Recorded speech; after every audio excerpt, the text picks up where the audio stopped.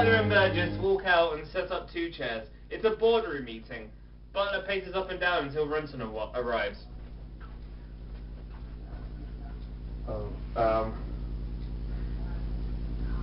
You can... I'll have to be Renton and me. Lisa's going to be Are Renton. you going to sit down? Yep, okay. So Butler paces until Renton arrives. Oh. Renton's arrived. Butler Hello. sits down. Hey up, Paul. Late again. No, nice moustache. Oh, my voices are the same. Anyway, I'll work on that. Nice moustache. Renton is still wearing his Hitler tash. Why, it's cubism at its best. Renton takes the moustache off. Oh, it was fake.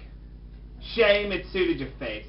So, as we discussed yesterday, our shirts are not selling well at the moment, and it's about time we did something about it. Now, I set you both a last-minute project to create some new designs, because we need an idea that's going to grab our potential market.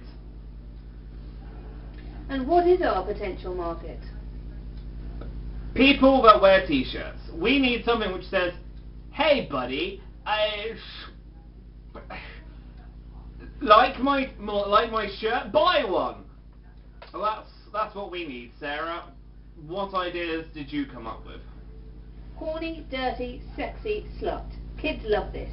You've seen them walking around with these names on their slacks. I'm suggesting we do the same thing, only bigger. Now, as always, Ted, I got carried away and made some prototypes, which I think you're going to like. Okay.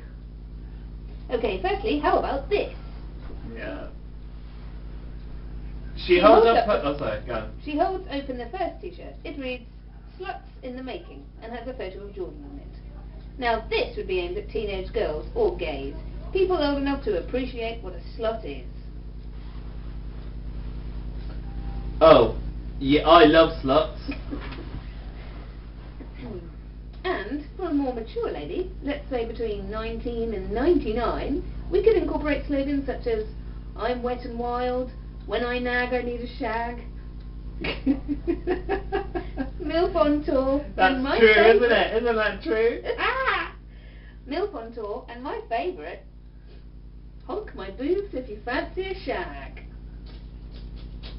I don't think I'm going to do this with a straight face. I love it. Ted loves it. Sex sells, and if we want to sell our products, we need sex. That's right. That sex does sell.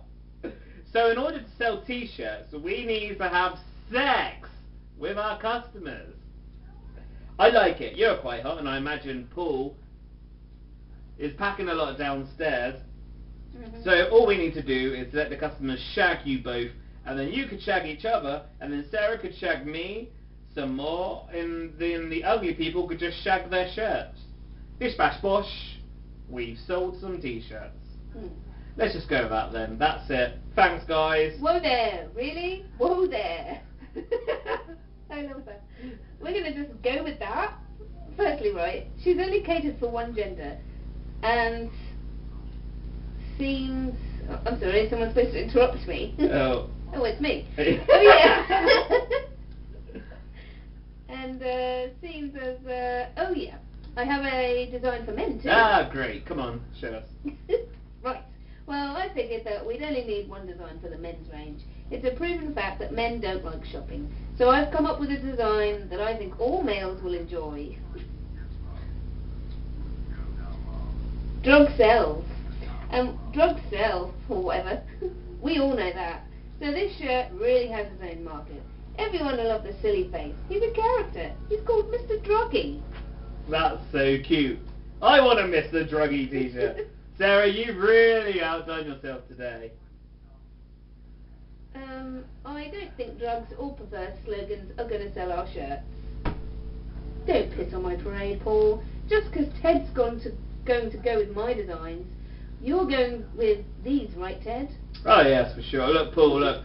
I know you're not as fun as Sarah or as sexual as me, but lighten up, man. This is going to make us filthy rich. I have an idea. Who cares? We're going with my idea. Well, I think a lot of people will care. Sex and drugs sell, Paul. All we need now is some rock and roll. Ted, what have you... What have you got on your iPod? I can't do this. Do you like Fat Benjamin? I've got some of his. 10. Paul, look. It's what the people want. Just deal with it. No, it's not what the people want. Have you forgotten who we are, Ted? Do you remember the 90s? Everyone was wearing our shirts, man. Everyone. Then you went and employed your bimbos like Sarah, and the business started to suffer. This is our only lifeline. If we screw this up, then that's the end. No more Umbro. Nothing. If you send our country's team to Paris wearing these honk my boobs if you fancy a shag shirts, then Umbro is finished. Paul throws a shirt at Ted. Ted looks at it. It's an England shirt. Yeah, I'm going to have to stick with Sarah. We have sex, and she has a BTEC in fashion design. Play track 8, football commentary. I'll be man 1, you be man 2. This plays as Renton, Butler and Burgess leave the stage. Football match. Well, it's a grand day here in Paris as the England team take on France in a match that can only be described as a friendly. That's right, Steve. The match is a friendly, but as we all know, after the match, our England supporters will beat the crap out of everyone. That's right, Nige. Now, if only our players could have that much adrenaline. And here comes the teams. England are wearing their new kit today, and I must say that thousands of people watching are going to want honk the boobs. Hang on a minute, let me say that again. England are wearing their new kit today, and I must say that thousands of people watching are going to want to honk the boobs of Wayne Rooney. And here comes the New England mascot, Mr. Druggy.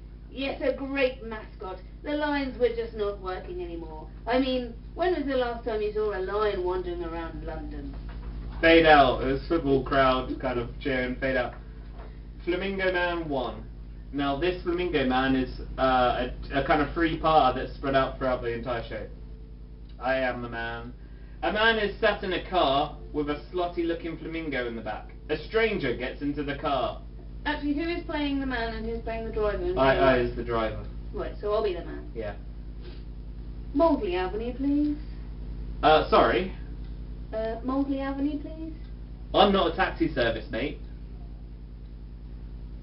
Ah, good one. Seriously, I'm not a taxi. Oh, sorry. Huh, good one. Seriously, I'm not a taxi. Well, that's not what your car says. I'm a taxidermist. What's that mean? People give me their dead pets and I stuff them. Did you stuff that pink bird? Yes, I did. She wouldn't take it first time. I had to stuff her twice. Oh, yeah? Which end do you stuff them? Well, it can differ. Sometimes I stuff it down their throats or up their anus. One of the most common ways is to slice open their stomach and stuff them in there. Oh, right. That sounds great. Have you ever stuffed a human? No. Just animals and birds. You know, the thought of stuffing humans just makes me feel sick. Ah. Second right, please. Yeah, he'll do nicely. Oh, I seem to have actually dropped you off at home. I don't suppose you're going to pay me. I don't think so, mate. You're pretty much a sicko. Why don't you and your slutty just flamingo just fuck off? What? Shut up. Why don't you and your slutty flamingo just fuck off? How dare you? She is not a slut. She is burlesque. He drives away. That's the end of that sketch, the first part. Next sketch. Thomas the Tank Engine. Play track 9. Thomas the Tank Engine theme tune. Butler, Renton and Burgess are standing in a triangle formation. Lucy has her back to the audience. I used to work for Northern Western Railway until they fired me for being fat. Rotate, Renton at the front. You got fired for being incompetent. Rotate back, Butler at the front. No, I didn't. It was because I was fat. You see, when I worked at Northern Western Railway, I acquired an eating problem. Controlling all those trains wasn't easy, and when I got stressed, I got hungry. So naturally, I would scale the platforms for a sushi bar or a salad hut. But when I couldn't find one, I had to settle for those overpriced junk food. in the station's vending machines. Over time, I become diabetic. I got bigger and bigger, and before I knew it, people had started with the name calling. They started calling me Fat, the Fat Controller. All the engines were joining in. Oh look, there goes the Fat Controller. It hurt. They bullied me. I wasn't the only one suffering at the discriminating hands of the railway. A fellow called Sanjay from India had a similar experience. I wouldn't say what they called him.